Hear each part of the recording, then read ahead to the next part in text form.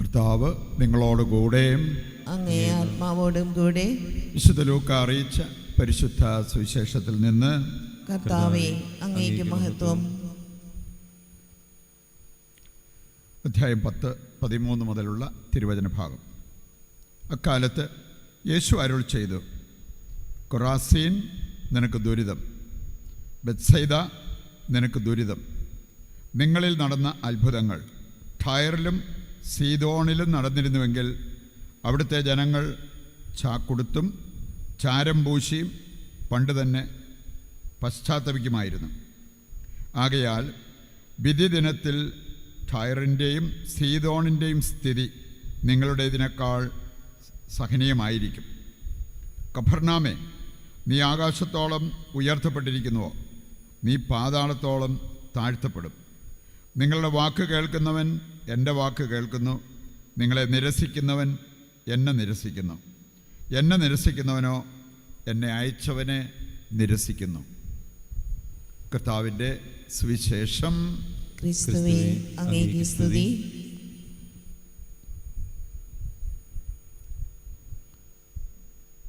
ഈശോയിൽ പ്രിയപ്പെട്ടവരെ, ഇന്നത്തെ ആദ്യ വായന ബറൂക്ക് പ്രവാചകൻ നമ്മെ പ്രത്യേകം ഓർമ്മിപ്പിക്കുന്ന ഒരു കാര്യമുണ്ട്. ദൈവവുമായിട്ട് ചേർന്ന് പോകുന്നത് നീതിയാണ്. നീതിമാനായ ദൈവം കാരുണ്യവാനാണ്, എന്നാൽ നീതിമാനും. അത് ദൈവവചനം കൃത്യം നമ്മെ പഠിപ്പിക്കുന്നൊരു കാര്യമാണ്. യേശു തന്നെ പറഞ്ഞൊരു കാര്യമുണ്ട്, എന്നെ കാണുന്നവൻ പിതാവിനെ കാണുന്നു. അപ്പോൾ ക്രിസ്ത്യാനിയെ കാണുമ്പോൾ ക്രിസ്തുവിനെ കാണണം. അതിന് നമ്മൾ ചെയ്യേണ്ടത് നീതിപൂർവ്വം ജീവിക്കുക.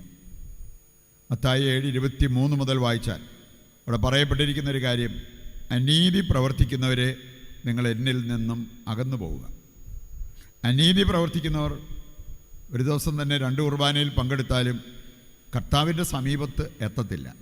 കർത്താവിൻ്റെ സമീപത്തെത്തി ദൈവാനുഭവത്തിൽ എത്തി ജീവിക്കാൻ സാധിക്കണമെങ്കിൽ നീതിപൂർവ്വം ജീവിക്കണം. മത്തായി 7-ാം അധ്യായം ഒരു തരം അനീതിയെ അവിടെ എടുത്തു കാണിക്കുന്നുണ്ട്. അതാണ് വചനം കേട്ടിട്ട് അതനുസരിക്കാത്തവർ. അവർ മണൽപ്പുറത്ത് ഭവനം പണിത അവിവേകിക്ക് തുല്യമാണ്, അനീതി പ്രവർത്തിക്കുന്നവരാണ് എന്നുള്ളതെല്ലാം ഈ അധ്യായം കൃത്യം നമ്മെ ഓർമ്മിപ്പിക്കുന്ന ഒരു കാര്യമാണ്. ഇനി സാധാരണ മനുഷ്യനുമായി ബന്ധപ്പെട്ട് കിടക്കുന്ന ഒരു കാര്യമാണ് അവിശ്വസ്തത, മലിനത. അങ്ങനെയുള്ള കാര്യങ്ങൾ ഇന്നത്തെ ആദ്യ വായന നമ്മെ ഓർമ്മിപ്പിക്കുന്ന കാര്യമാണ്. ഇനി നമ്മൾ ആ അവസ്ഥയിൽ നിന്നും മറ്റൊരു ക്രിസ്തുവായി മാറുന്ന അവസ്ഥയിലേക്ക് നമ്മുടെ ജീവിതത്തെ ട്രാൻസ്ഫർ ചെയ്യണം. അതാണ് ശരിക്കും പറഞ്ഞാൽ യഥാർത്ഥ ക്രിസ്തീയ ജീവിതം.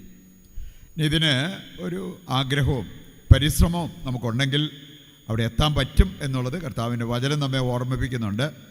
പ്രഭാഷകൻ 15:15 വായിച്ചാൽ അവിടെ പറഞ്ഞിരിക്കുന്നത്, മനസ്സ് വെച്ചാൽ നിനക്ക് കൽപ്പനകൾ പാലിച്ച് ജീവിക്കാൻ പറ്റും. മനസ്സ് വെച്ചാൽ നിനക്ക് മലിനത അകറ്റാൻ പറ്റും. മനസ്സ് വെച്ചാൽ നിനക്ക് മറ്റൊരു ക്രിസ്തുവായി മാറാൻ പറ്റും.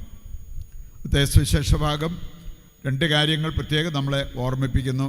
3 സ്ഥലങ്ങളുടെ പേര് പറഞ്ഞിട്ട്, കൊറാസിൻ, ബെത്സൈദ, കഫർനാം.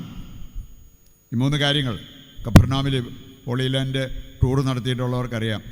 അത് അറിയപ്പെട്ടിരിക്കുന്നത് സിറ്റി ഓഫ് ജീസസ്, കർത്താവിൻ്റെ പട്ടണം.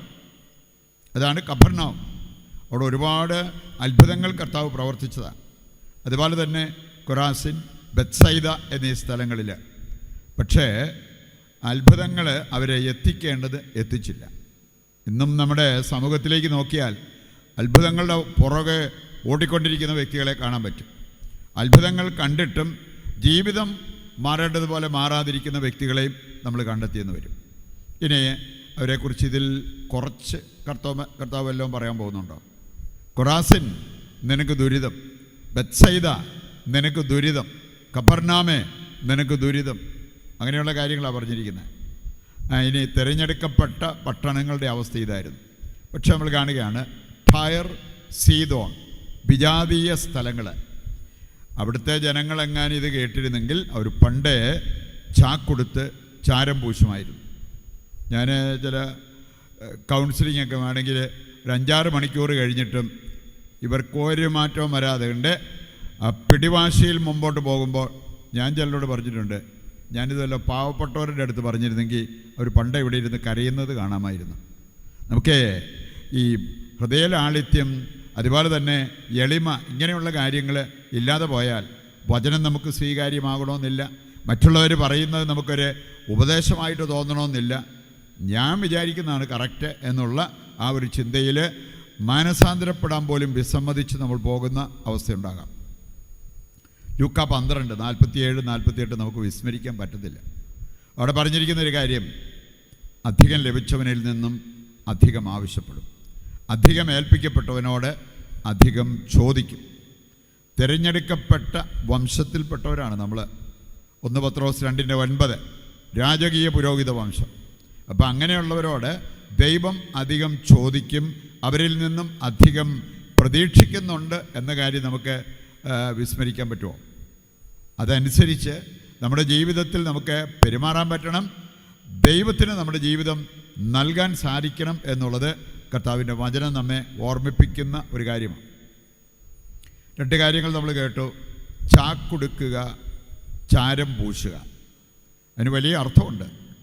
ഈ ചാക്കുടുക്കുക എന്ന് പറഞ്ഞാൽ, ഒരിക്കൽ മാത്രമേ ഞാൻ കണ്ടിട്ടുള്ള ഒരു പുള്ളിക്കാരത്തി ഈ ഉള്ളിയുടെ ചാക്ക് അതുകൊണ്ട് ചുരിദാറുണ്ടാക്കി അതിട്ട് ഒരു ധ്യാന ശുശ്രൂഷകൻ്റെ കൂടെയുള്ള ഒരു വ്യക്തിയാണ്. അവർ ത്യാഗമെടുക്കാൻ വേണ്ടി ചാക്ക്, ശരിക്കും ഈ ആഡംബരങ്ങളൊക്കെ ഒഴിവാക്കി നമ്മൾ ആവശ്യത്തിനുള്ള കാര്യങ്ങൾ അതിൽ ശ്രദ്ധ കേന്ദ്രീകരിച്ച് പോവുക എന്നുള്ളതാണ് ഇതുകൊണ്ട് നമ്മൾ മനസ്സിലാക്കേണ്ടത്.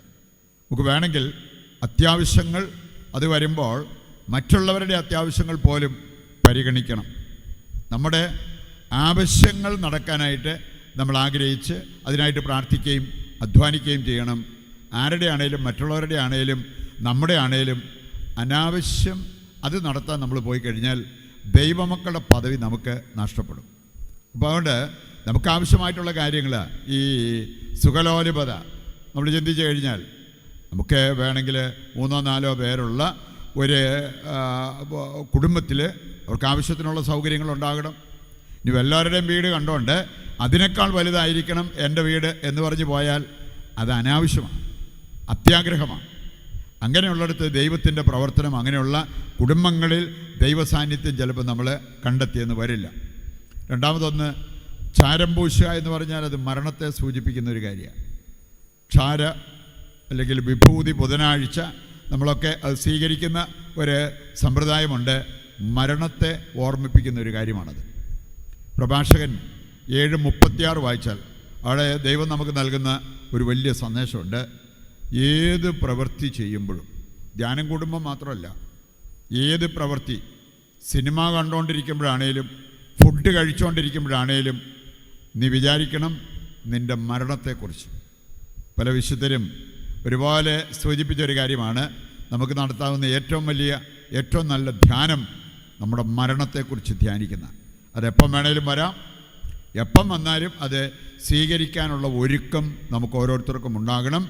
അങ്ങനെ ചിന്തിച്ച് ജീവിതത്തിൽ മുമ്പോട്ട് പോകുന്നവർ പാപം ചെയ്യത്തില്ലെന്നാണ് ഈ പ്രഭാഷകൻ 7:36 നമ്മൾ വായിക്കുക. ഇങ്ങനെയുള്ള സന്ദേശങ്ങൾ ഹൃദയത്തിലേക്ക് ഏറ്റെടുത്ത് ജീവിക്കാൻ നമുക്ക് സാധിക്കുമ്പോൾ നമ്മുടെ ഈ ലോക ജീവിതം അനുഗ്രഹപ്രദമാകും, അർത്ഥവത്താകും. അതുപോലെ തന്നെ നമ്മുടെ ഈ ലോക ജീവിതം കൊണ്ട് മറ്റൊരു ക്രിസ്തുവായി മാറാൻ നമുക്ക് സാധിക്കും. മാത്രമല്ല, അതാണ് പരലോക ജീവിതത്തിന് ദൈവം നൽകുന്ന ഏറ്റവും വലിയ ഗ്യാരണ്ടി. അത് ഏറ്റെടുത്ത് മുന്നോട്ട് പോകുവാൻ വേണ്ട കൃപയ്ക്കും അനുഗ്രഹത്തിനുമായിട്ട് ഈ ബലിയിൽ ദൈവത്തോട് നമുക്ക് പ്രത്യേകം പ്രാർത്ഥിക്കുകയും ചെയ്യാം.